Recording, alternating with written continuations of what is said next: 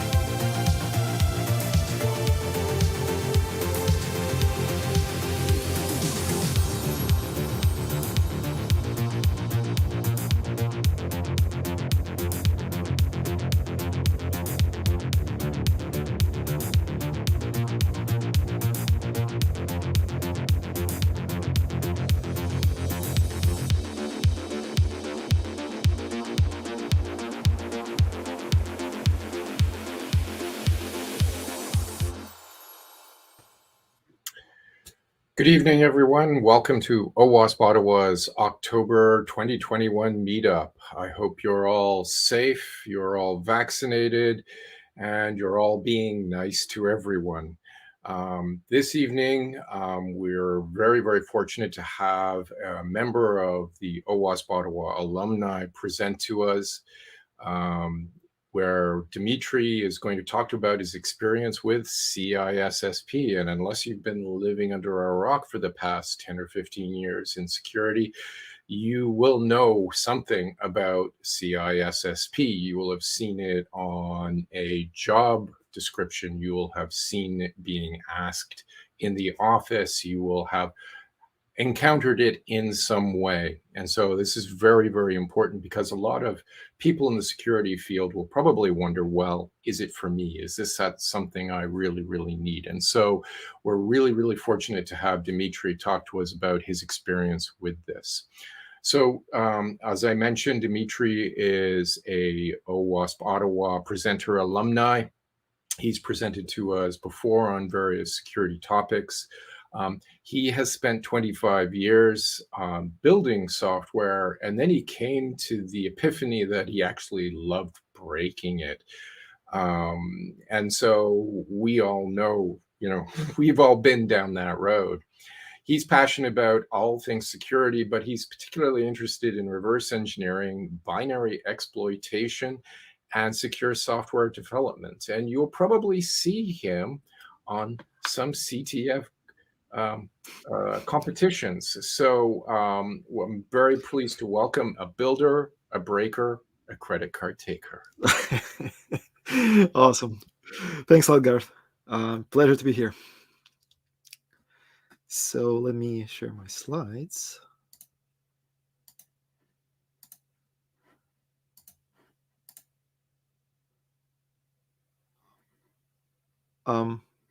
Can you see my slides? Oops, sorry. Let me try that again. They were there briefly. It was like a teaser campaign. Okay, there you go. All right. So is that better? Yep. Perfect. Thanks a lot. Thanks a lot, everyone. Thanks for coming. I'm really happy to be here.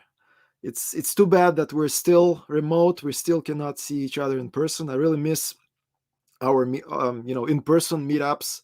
Hopefully, sometime in not too distant future, we'll actually be able to get together again. But for now, this is our the mode in which we'll operate, unfortunately. So this presentation is about CISSP.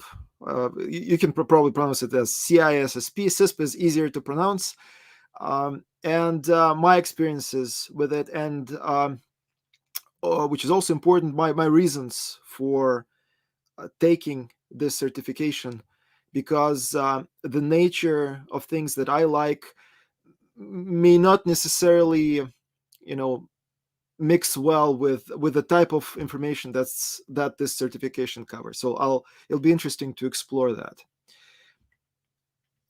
As Garth already said, yes, I'm a security researcher at Vectra AI. We do threat detection using artificial intelligence and machine learning in the cloud and in on-prem networks. Before that, I was a pen tester, and I worked a lot with software development teams, being a secure software development advocate with X-Force ethical hacking team at IBM. And overall, before that, spent a lot of time designing and developing software. So that's kind of my background. CISSP is not the only certificate I pursued. There are some others. I also presented in the past at a few conferences. I really like presenting because I think it allows you to convey your thoughts in an easy to consume format. Some things are easier to understand when they're more visual, more interactive compared to you're reading a blog or an article. So I really enjoy doing this. And reverse engineering is probably my biggest passion. And as Garth mentioned, I am really into CTFs. So I'm sure if you're into that as well, I'm sure we've played in the same CTFs together in the past. So what I'm going to talk about is, first of all, I'll describe what CISSP is. Not everybody knows what this certificate is about. I'll specifically touch on requirements, on the domains that it covers, on costs, on how you prepare. And then I'll actually talk about who CISSP is actually for, what kind of security professional would be well served by taking it. And I'll also share the reasons why I think even red teamers would benefit from pursuing that certificate. This is not a promotional talk for CISSP. They didn't sponsor me. They didn't pay me anything. Although I will consider offers. And to be honest, I don't really advocate for this certificate specifically, but rather for the body of knowledge that it covers, that it represents. If you have an opportunity to kind of gain similar knowledge elsewhere, and I'll talk a little bit about that, I think that's also fantastic. It's just CISSP has it kind of well covered and packaged nicely, so it's a good opportunity to take if you have financial and time opportunities to actually invest in it. And also, views expressed here, just my subjective opinion. Although I did some research prep for the presentation. Your mileage may vary, your experiences may be different. So take it all like that, with a grain of salt, and as just one guy's thoughts. So what is this certification? It's actually stands for Certified Information Systems Security Professional. It's a mouthful to pronounce. And basically, it gives you comprehensive coverage of various information security domains. And this is its main value, that it's really broad and really covers a lot of ground. This was really surprising thing. That was I learned that it was established in 1994. I didn't think that security as we know it today was even a thing back then, but apparently it was. I'm sure security was a concern throughout computing history, but given the prominence that it has gained now, it's kind of interesting to look back and know that 27 years ago somebody had the foresight to actually start covering this field and actually preparing certifications in it. So that was actually really, really impressive. And I think its longevity also contributes to it being well respected, and also the amount of ground that it actually covers when you do pursue it. This certification is granted by organization, which is also a mouthful, International Information Systems Security Certification Consortium. And you will most often see it written as ISC squared, which is kind of a clever way to compress that long string of words. And it's respected in multiple areas. It's accredited by NC ISO. It's approved by US Department of Defense, which is nothing to sneeze at. And it's actually a part of NSA baseline for some of their education, which is also, I think, confirms the quality of material presented in it. IC Squared, they actually publish global counts of certificate holders. You can go to their website to check the current count. There are about 150,000 certification holders for this particular certificate globally, and in Canada about 6,500, which is a pretty significant number. And by the way, this organization, they have other certifications. I recently went through their cloud certification, and that's also, I think, a worthwhile pursuit given the importance of cloud in our day-to-day lives. So before you actually start on this journey, there are certain prerequisites. The first one of which is work experience. They actually want you to work for about 5 years in this field before they can allow you to pursue the certification, which kind of makes sense. They don't want people to just read a book and write the exam and then call themselves an expert. They kind of want some work experience mixed into that, and you have to work in 2 or more of the CISSP domains, which we'll cover later. It's also a bit of catch-22 because very often there's a high bar to actually entering this field. So to get hired, you need to show that you're qualified, and certification helps that, but you won't get certification unless you're hired and have worked in this field for a while. So that's kind of a circular dependency there. But there are ways to get around it, and I'll mention that too. If you have a college degree or some other security certificate, you can actually count that towards 1 year of that requirement. So if you have that, they would ask you to have just 4 years of work experience instead. So that helps a little bit. And if you have no work experience at all, let's say you were just graduated and you want to get this certification, there's a route for that. You can get what they call associate certification. And then after you've worked in the field for the required number of years, then they can grant you the main certificate. Also, as part of certification, you have to accept something called Code of Ethics, which I think is also a good thing.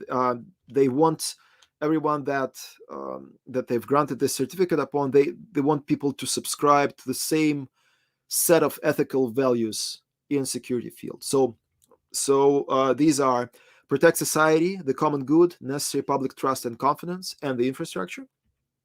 act honorably, honestly, justly, responsibly, and legally, which is really important, especially in our field.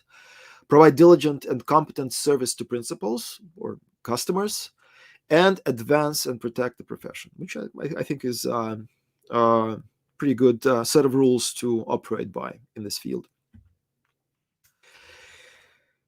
As you start this process, they'll ask you questions about your background, they'll ask for your resume, and interestingly, they'll ask about any criminal activities you may have been involved in the past, especially criminal hacking. I don't know, like my answers were no about whether I was involved in criminal hacking in the past. I don't know what the consequences are for someone who actually was involved in something in the past, let's say when they were young and didn't know better. So that's actually an interesting thing to explore, what would happen to those people. Another requirement is for you to get endorsed by another CISSP holder, which may be tough, because you just may not know anyone, or somebody that that is a holder may not know you well enough to endorse you. But in that case, I think you can just tell IC² that, and they will endorse you themselves. They'll study your resume, maybe check out your references, look at your work history, and make a judgment of whether they can endorse you or not. So I don't remember hearing about any problems in that regard.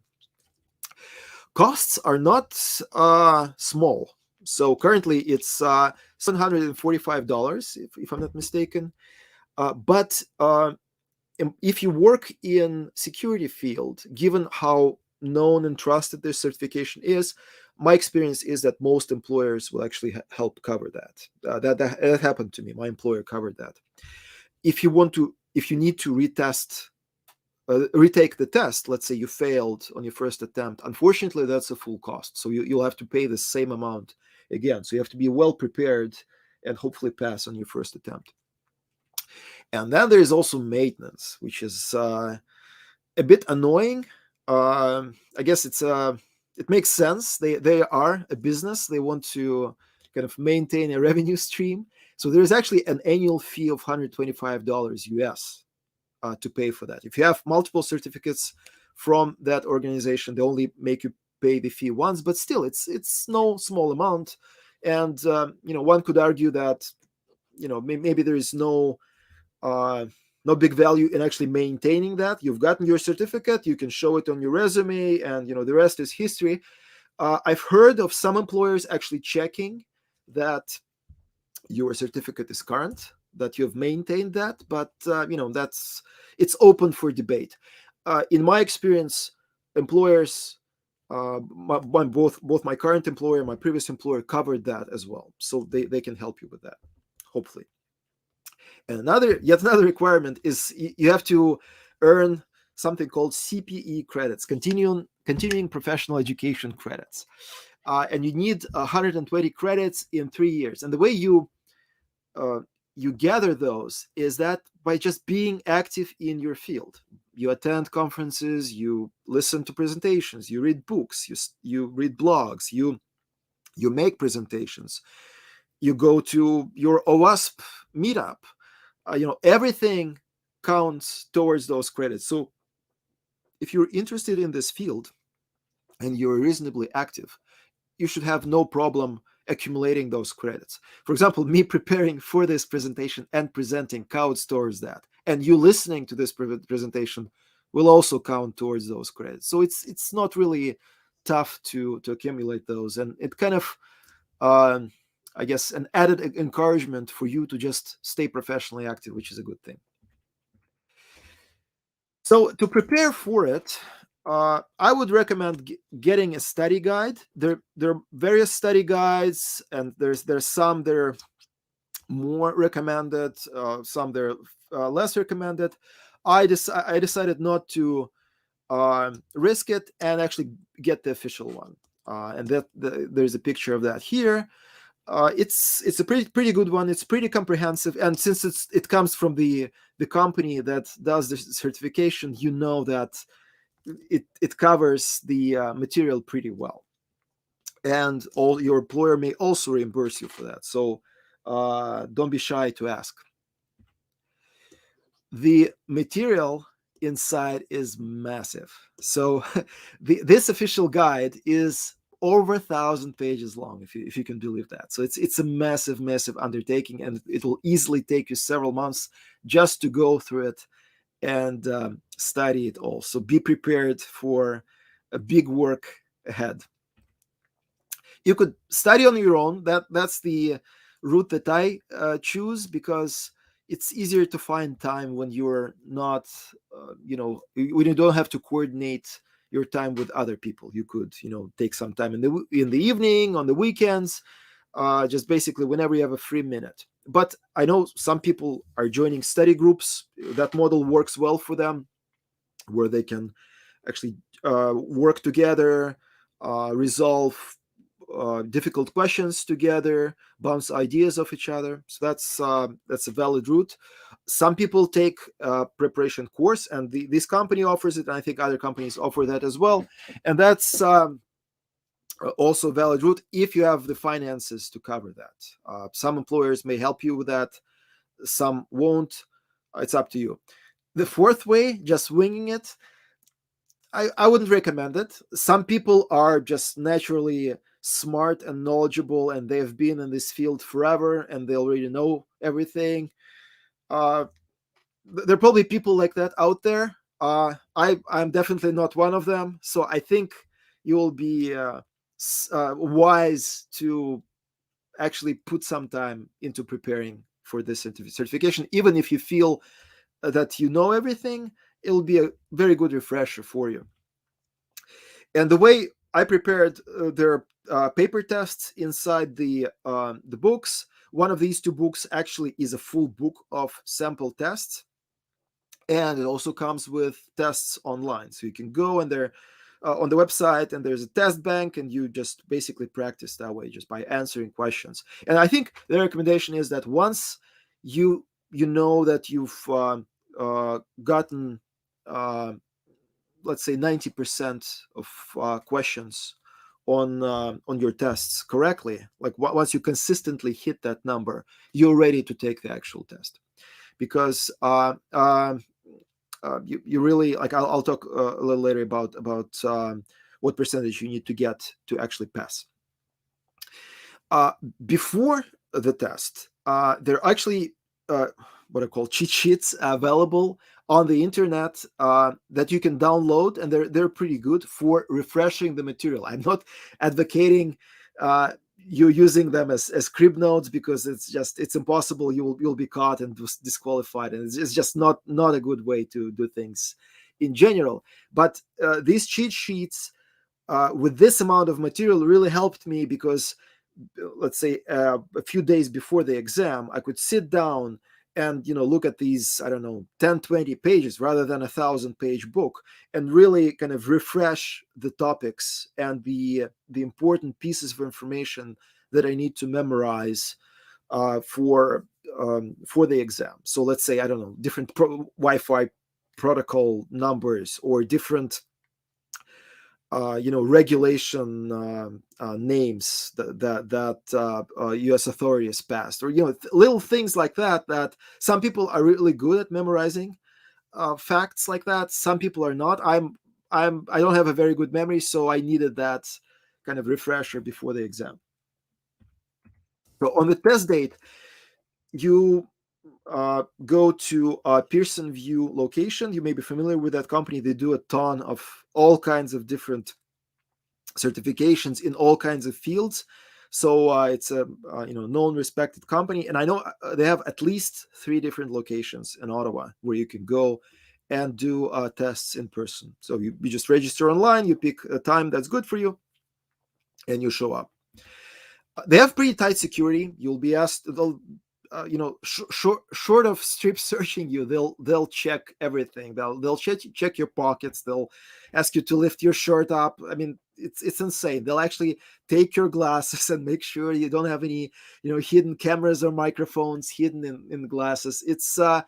it's a bit of an overkill, but that's the way they do things to prevent cheating.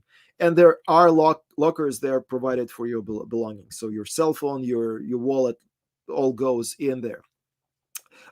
You have 3 hours, 125 questions, and for some reason, only 100 of them will be counted. They have this kind of interesting scoring scheme where they test drive different questions, and some of them are actually research questions, so they would not actually be covered. They will not be counted towards your final score, and you need 70% to pass. So basically, out of those 100 questions that do count, 70% have to be right.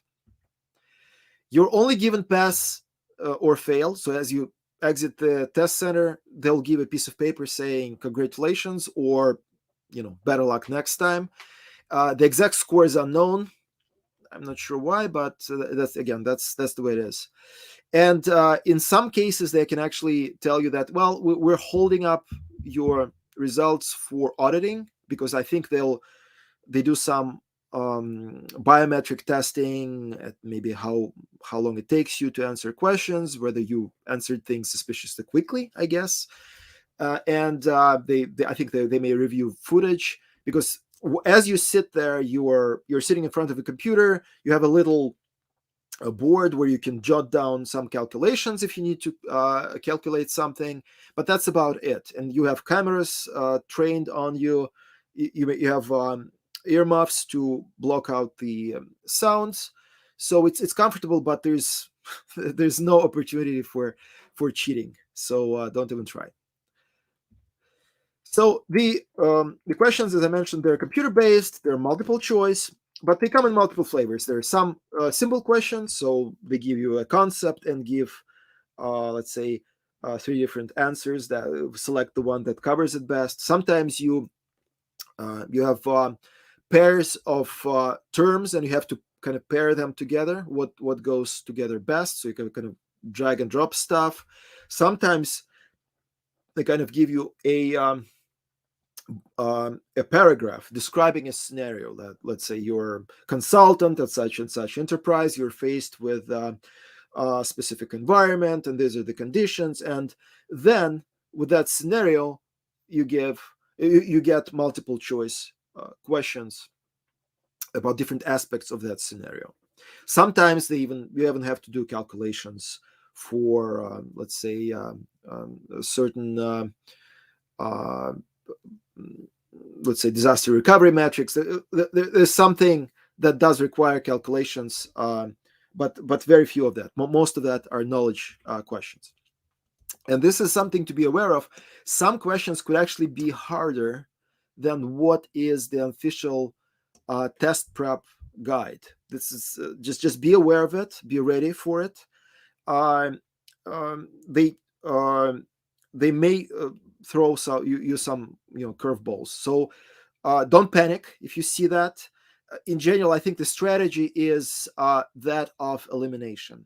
So you look at the questions carefully, and then you kind of slowly take away the least probable ones. And let's say if you're faced with 2 questions that you know that it's either one of those, but you don't know which, take an educated guess. So that would be one of the test taking strategies that I would recommend, because it's often the case that you see the question, but you just don't quite know this particular term or this particular situation, and you have to make an educated guess. So just be prepared for that. Don't panic. It's normal, and I'm sure you'll do fine.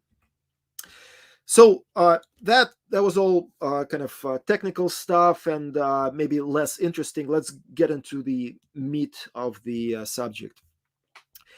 This certification has something called CBK, or Common Body of Knowledge, and they cover 8 different areas in it. So first one is security and risk management. Then there's asset security. And by the way, I'll talk a little more about each one of them in the following slides. There is security architecture and engineering, communication and network security, identity and access management, security assessment and testing, security operations, and software development security. So there's this graph here that shows roughly what percentage of these domains are actually, as compared to what to the questions on the exam, what percentage of questions you'll get from each domain. But I think these percentages fluctuate all the time. I think they so don't depend on these specific numbers, but they would roughly be that. So roughly 1/8 of the body of the questions would be per domain. So let's actually get a little more detail to see what's covered in each domain, because it's pretty interesting and pretty broad. So for security and risk management, they start with general concepts in security and then go on to security governance, compliance. They cover different laws and regulations in US and other countries, including Canada, I think. They talk about different security investigations, business continuity and business impact analysis, about security policies that different companies institute, risk management, supply chains, threat modeling, and also security education, where you train your employees about awareness about things like phishing, for example.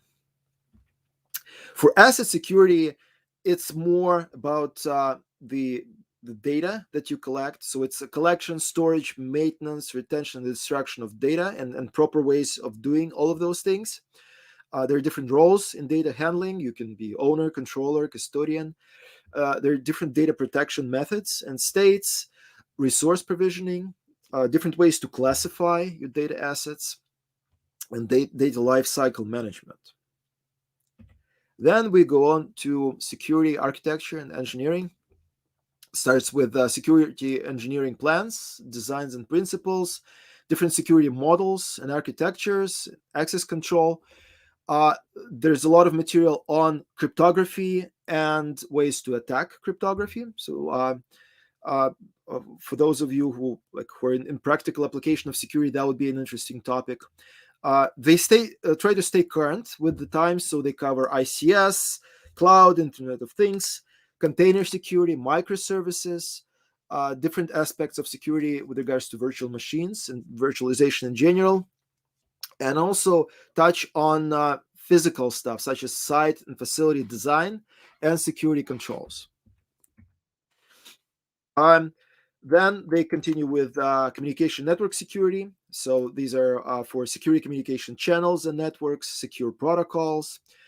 They talk about the OSI stack, the IP networking, the different flavors of it, from IP4 to IPsec, converged protocols such as voice over IP, micro segmentation, where you talk about things like software-defined networking, and cellular, wireless, and content delivery networks.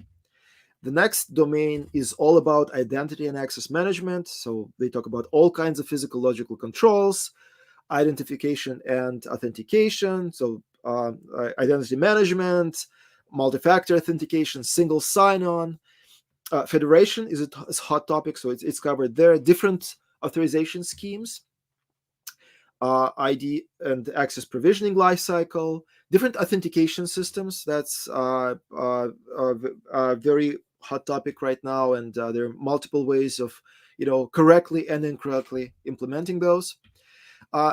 Domain number 6 is for security assessment and testing, and so these are different test and audit strategies, vulnerability testing, pen testing, collection of security process data, disaster recovery and business continuity, ways to analyze test outputs, and proper ways of conducting validating audits.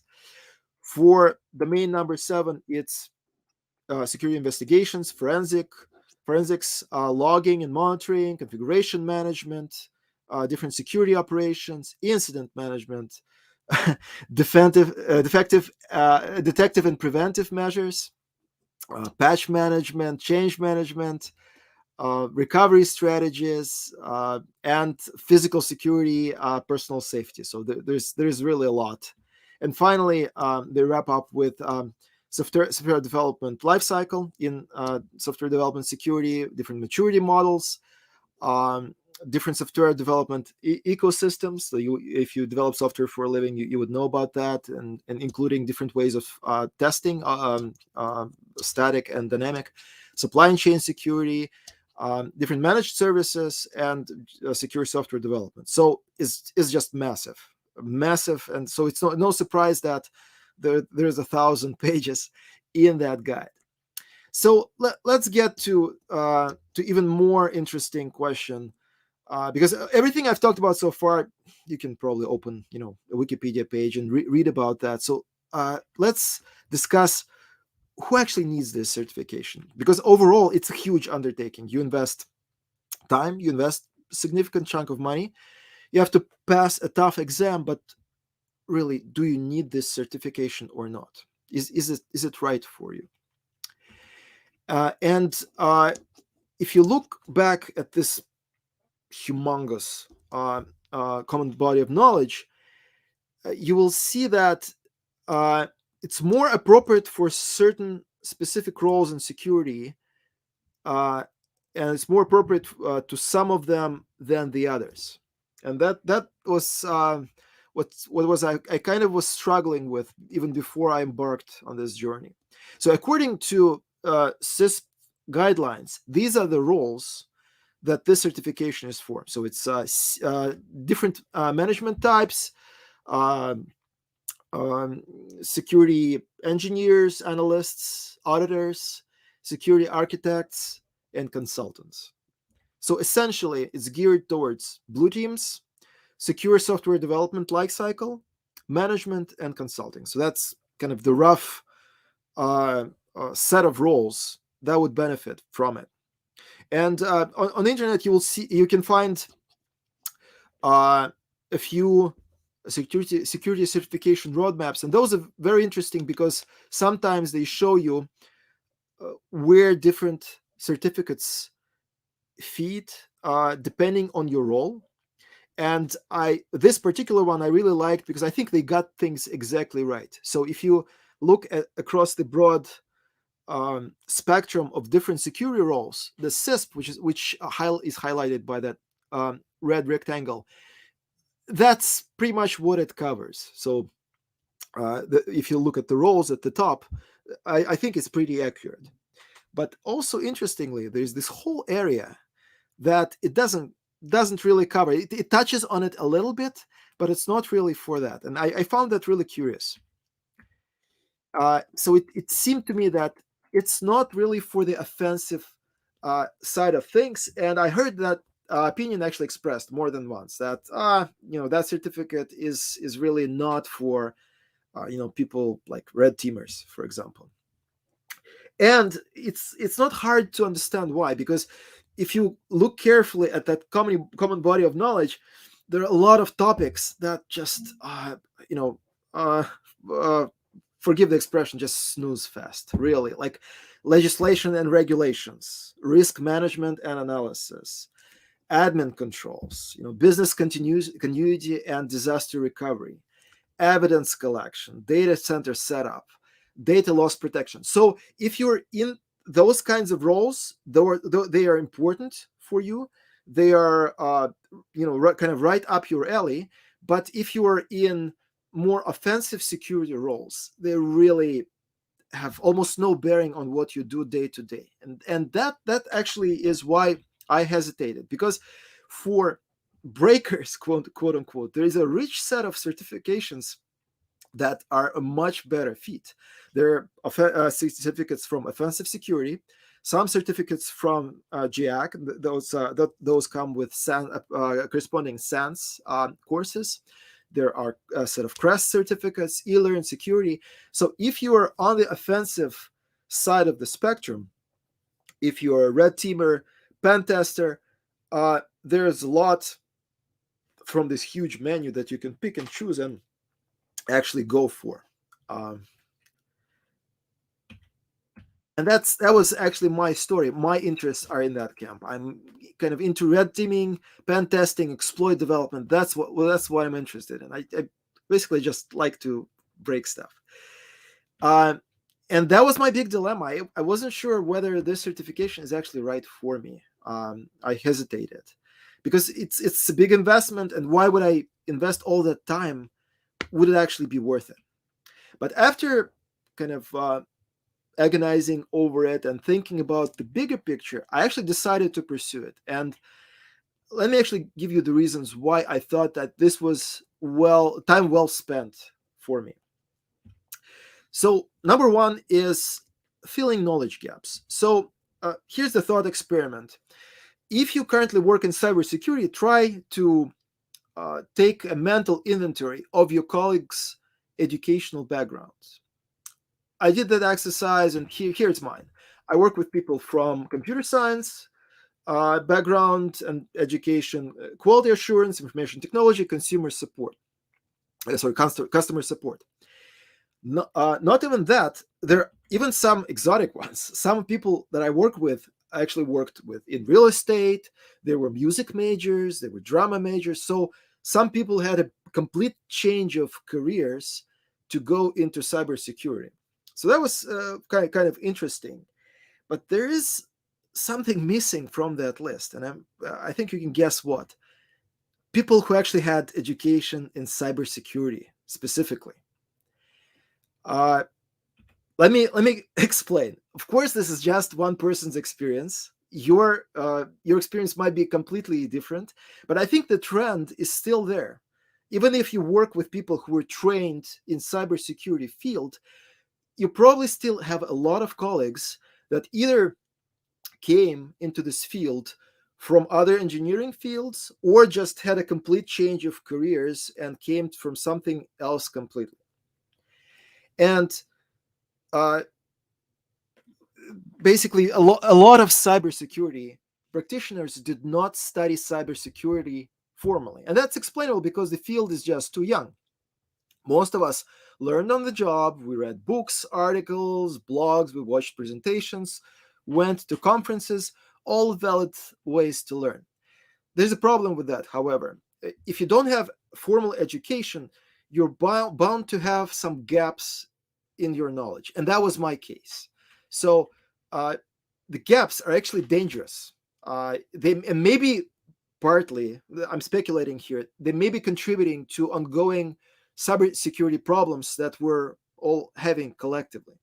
If you think back to some really kind of fields that require a lot of knowledge, such as, let's say, doctors or engineers, you wouldn't trust your health to a doctor that wasn't formally trained, but rather, read a bunch of books and, learned on the job. That would just be dangerous because you never know what kind of gaps they have in their knowledge. Same thing with engineers. You probably wouldn't, would want to live in a high-rise designed by engineer that didn't go through formal engineering education, because you don't know how good their education is, what they picked up along the way, and where are their blind spots. So I think that's a big problem. I went to university in the 90s. Cybersecurity was not a widely available track back then. We sort of had bits and pieces of it taught in computer science courses, infotech classes, and the situation is much better now. So I counted, and there are more than 70 universities and colleges just in Canada that have cybersecurity programs, and that's awesome. So if you went through that kind of program, or you have opportunity to go through it and have the time to invest in it, I think that's great, because formal education, I firmly believe it kind of gives you a well-rounded view on your field. But if you don't have that option of going back to school, I think certificate like CISSP is comprehensive enough to actually be treated as security 101, or maybe 102, 103. And actually, here's one example where UK government agency that recognizes and compares credentials actually recognizes it as a level 7, which is comparable to master's degree standard. So basically where I'm going with this is that if you have opportunity to pursue formal security education, that's awesome. And more power to you. I think it's a worthwhile pursuit. If you don't, I think you need something to give you complete view of the field that you are working in. And I personally found that very useful as it was presented in the CISSP prep.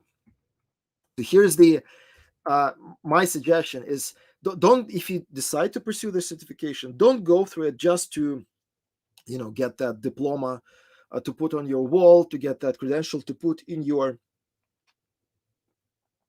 resume, but rather consider maybe even going a little slower to thoroughly take in all this material and make it complete your view of security world, because I think it's a worthwhile pursuit. Once you have that, I think you will find benefits of it all as you are working on your day-to-day problems in your day job, and that wealth of knowledge will inform a lot of things that you do. So it'll give you a more complete big picture of security field. And whether you are an attacker or a defender, I think being able to draw on that knowledge is useful. And also, I guess the boring parts of it that, let's say, that don't relate to your day-to-day job, I think you have to power through them, but you never know. You may actually find them useful sometime down the road. So my reason number 2 was to know your opponent if you're working in the offensive security field.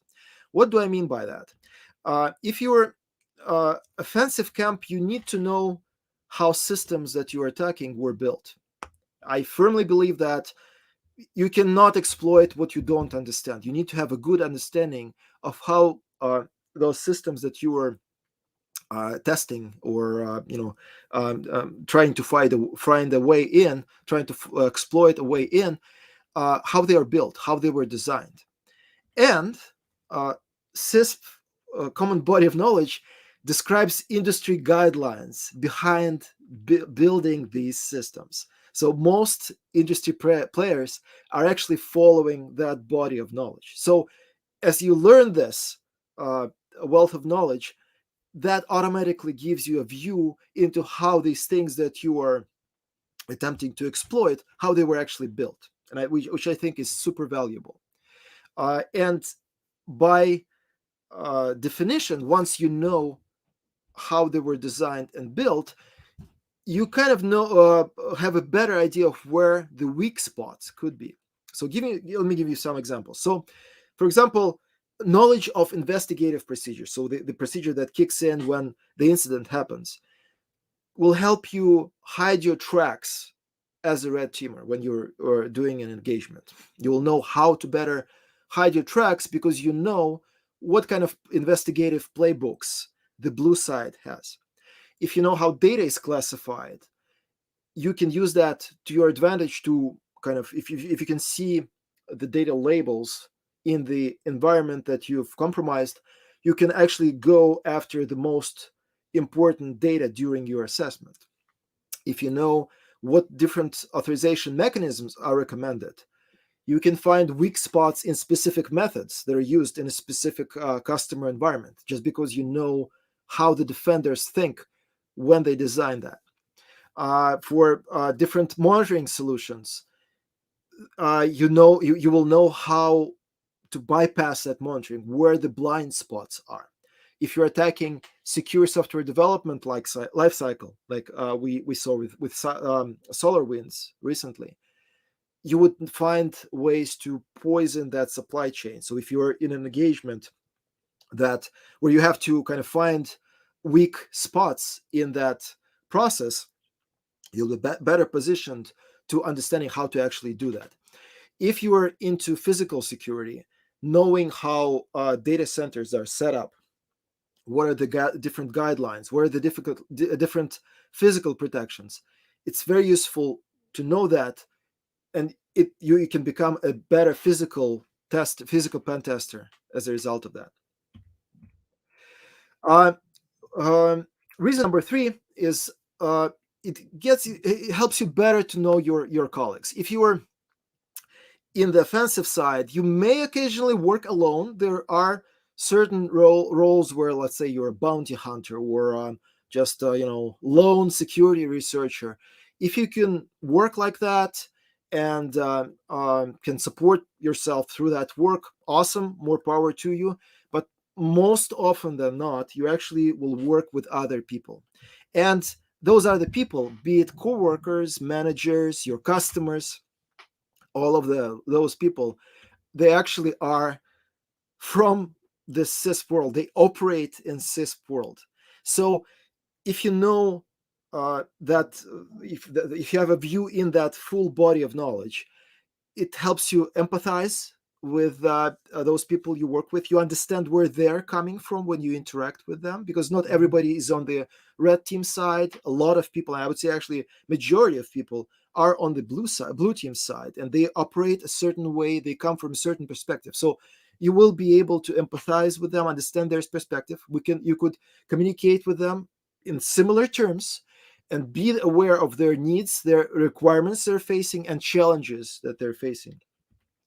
And that's very useful. So, for example, if you know different legislations, regulations, and what those requirements those impose on different businesses that are your customers, for example, you can both find deficiencies in their implementations of those requirements, because you know what's required, and also propose ways of mitigating that, because that's sort of your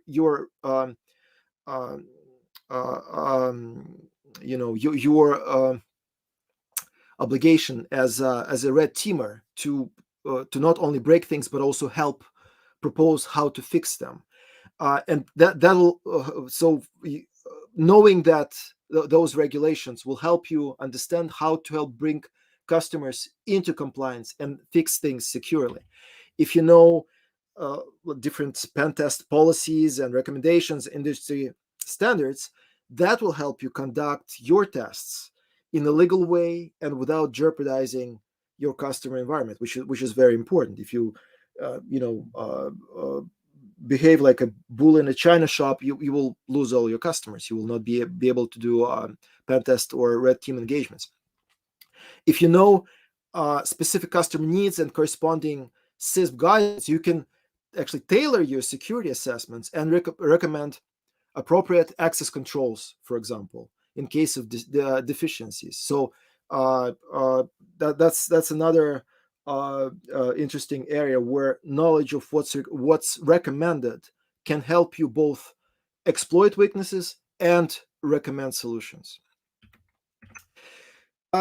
The fourth and last reason is actually helping your career, which is, I would caution people not to have this as the only reason to go for this certificate, because I may be naive, but I think the knowledge that you're getting is actually more valuable than having that acronym on your resume. I think it's more important to have the knowledge and skills than simply have a certificate, because in the long run it will help you a lot in your career. But having said that, I think it's important with your career, even if you're a red teamer. So first of all, there was this research done recently. This is still in the highest demand across all InfoSec certificates if you look at the job listings. So it's in the first place across LinkedIn, Indeed, Simply Hired, all those systems. Somebody actually counted a number of times that they appear in job listings, and it's in the first place. Even if you're looking for a red team job, this is a random sampling that I did in 5-10 minutes on LinkedIn. There's 3 different positions: ethical hacker, another ethical hacker, and pen tester. All of them, interestingly, list CISSP as a requirement. You won't find it in every job listing out there, but you'll find it in a lot of them. And I think that says something. And I think it's actually shows a deep understanding of what this certificate gives you. It gives you that breadth of knowledge that goes beyond just knowing specific exploitation techniques. It kind of informs your whole world outlook when you're in this occupation. And also, do not discount the chance that you will need it sometime down the line. You may be a red teamer today, but 5 years from now, maybe you'll own your own consulting company or be a manager of a pen testing team. And all of these things that CISSP teaches you may come in handy down the road. So I think that's another good reason why this would be a good pursuit. And last but not least, among top paying IT certifications, it's almost at the top. It's like the certifications by salary. The top 3 are not security related.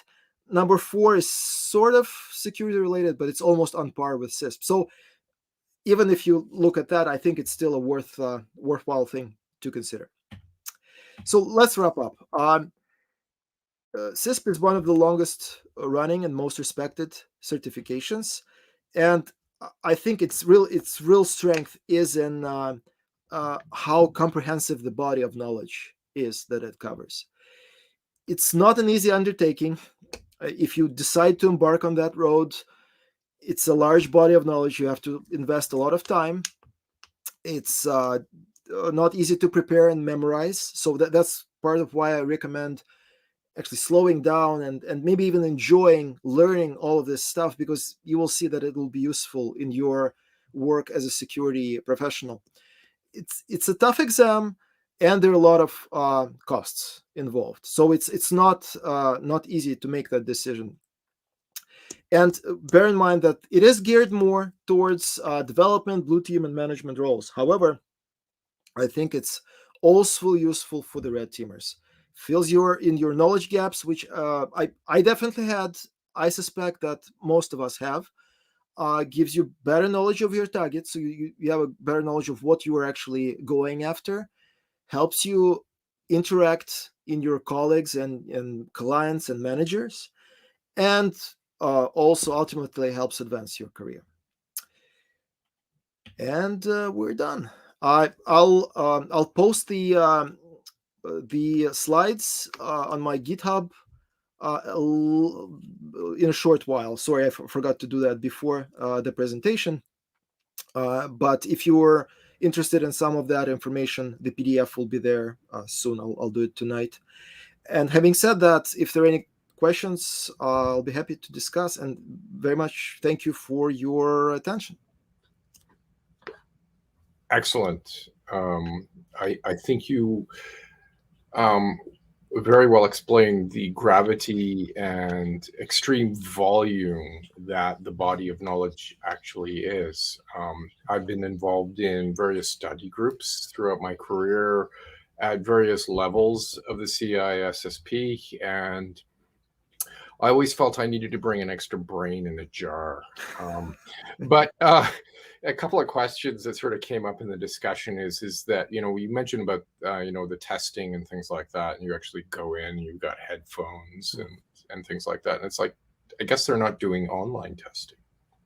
I know that they, as a company, are starting to experiment with some online testing for some certifications, but they're not there yet for the bulk of their certifications. That was actually a bummer, because we're in the pandemic, going to a room where you, like a fairly small room where you sit together with dozen other people doing other tests at the same time. It's probably not the safest thing to do, but it is what it is. You have your mask on, and you hope and pray that you don't catch anything. Right. Just a quick shout out to Alex to congratulate him on successfully passing his certification exam for CISSP. As we all know how much work it is. In just going quickly through to see if anything else came up, yes, we would all like to meet in person for OWASP at Ottawa at some point in time in the future. I think in terms of CPEs, now you mentioned that, just preparing this presentation, you were able to generate CPPs. I don't know, maybe you have a printing machine at home for them.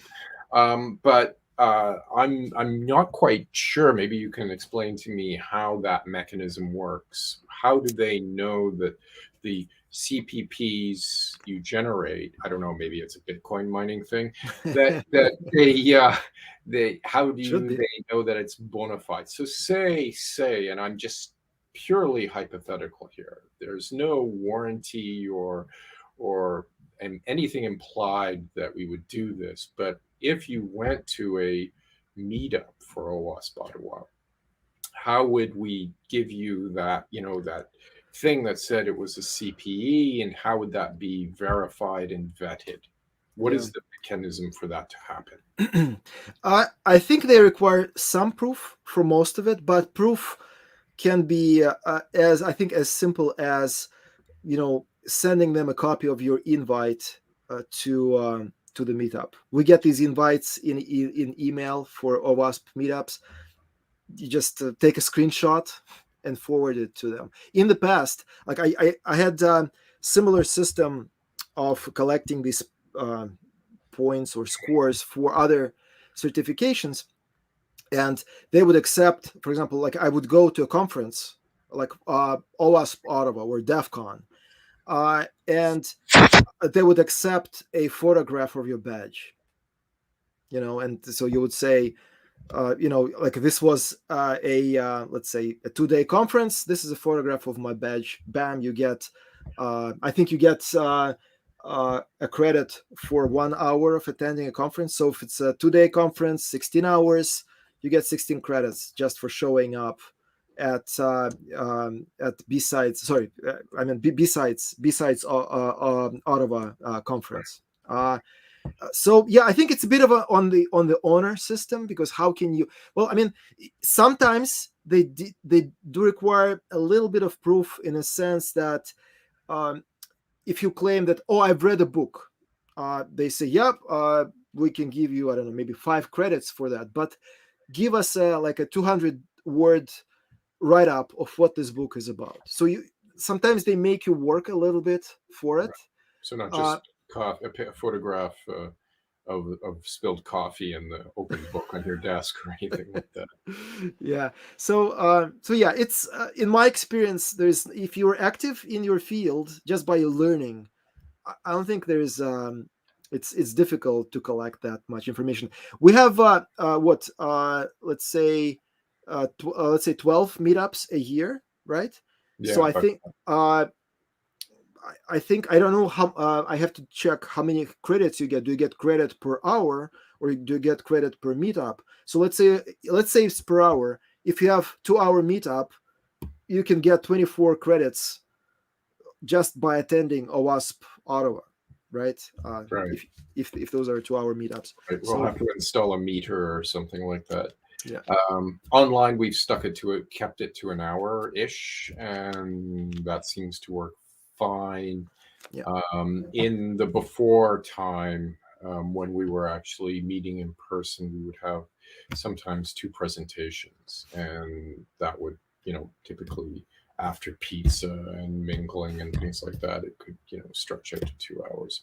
Yeah. In terms of, if we were to offer this, we would probably need to, set up some mechanism in Eventbrite or something like that, so there is an actual ticket, because the broadcast of an event through Meetup, Mhm. if people are looking for CPEs, would that be enough? I suspect that it would, but maybe like some if whoever is listening actually has experience with submitting CPE for this particular certificate, because I personally haven't submitted any yet. Maybe somebody can actually tell us if if they tried that and if that was successful. But I think attending conferences, attending meetups, I think it's a valid way of collecting those. I completely agree. I guess it's really just the mechanism by which they track this.